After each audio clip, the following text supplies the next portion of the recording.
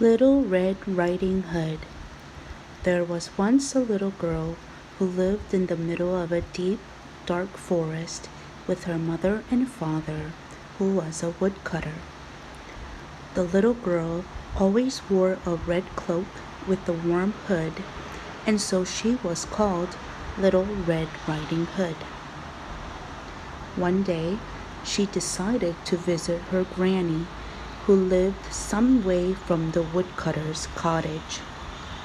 She took a basket with the cake her mother had baked and set off. Now the last thing her mother had said to Little Red Riding Hood was, "Don't leave the path and don't talk to any strangers." But I am afraid Little Red Riding Hood was not really listening. So when she saw some bluebells growing under a tree, she left the path and began to pick a bunch for her granny. Slowly, she wandered further away from the path, deeper into the trees. Suddenly, she was not alone. There in front of her stood a great big wolf. Now Little Red Riding Hood had not met a wolf before, so she did not realize that wolves are not the sort it is wise to be too friendly with. "Good day, little girl," said the wolf with a snarly sort of a smile. "What is your name and where are you going?" "My name is Little Red Riding Hood. I am going to visit my granny, and I am taking her a cake to eat," replied Little Red Riding Hood. The wolf was delighted. Not only a girl to eat, but a granny and a cake as well.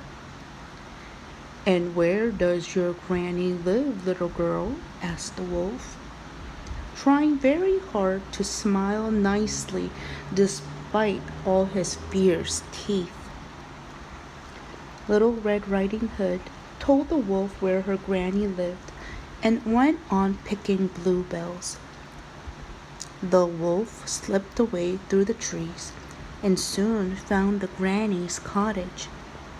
He tapped on the door and said, in a disguised voice, "Hello, Granny. It is Little Red Riding Hood. I have brought you a cake.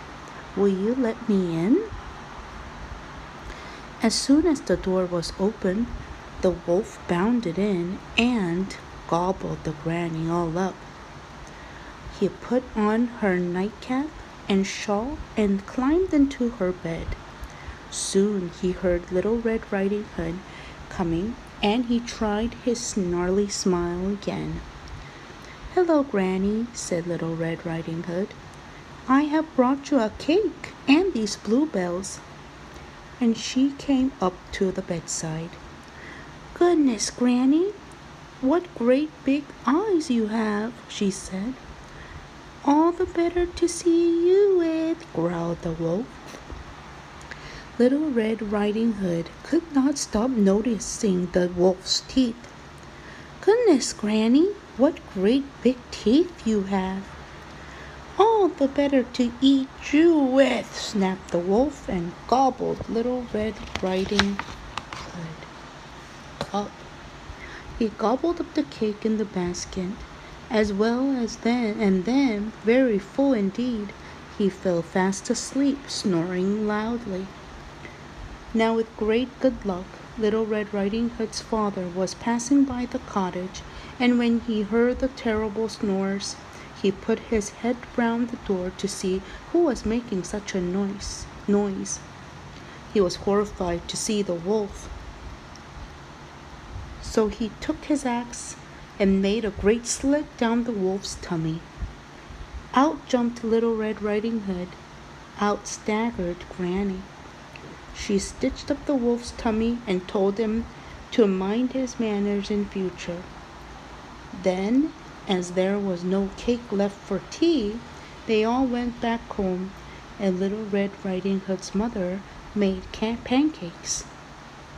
I am pleased to say Little Red Riding Hood had learned her lesson, and she never spoke to wolves again. The Gingerbread Boy. One fine sunny day, an old woman was baking some ginger biscuits. She had a little dough left over, and so she made a gingerbread boy. She gave him 2 raisins for eyes and 3 cherries for buttons, and put a smile on his face with a piece of orange peel. And she popped him in the oven. But as she lifted the tray out of the oven when the biscuits were cooked, the gingerbread boy hopped off the tray and ran straight out of the door. The old woman ran after him, and her husband ran after her, but they couldn't catch the gingerbread boy. He called out, "Run, run, as fast as you can. You can't catch me. I'm the gingerbread man." The old dog in his kennel ran after the old man and the old woman, but he couldn't catch the gingerbread boy. The ginger cat, who had been asleep in the sun, ran after the dog, but she couldn't catch the gingerbread boy. He called out, "Run, run as fast as you can. You can't catch me. I'm the gingerbread man." The brown cow in the meadow lumbered after the cat, but she couldn't catch the gingerbread boy. The black horse in the stable galloped after the cow, but he couldn't catch the gingerbread boy. He called out, "Run, run as fast as you can. You can't catch me. I'm the gingerbread man." The fat pink pig in the sty trotted after the horse, but she couldn't catch the gingerbread boy.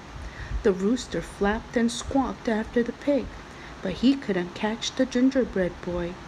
He called out, "Run, run as fast as you can. You can't catch me. I'm the gingerbread man."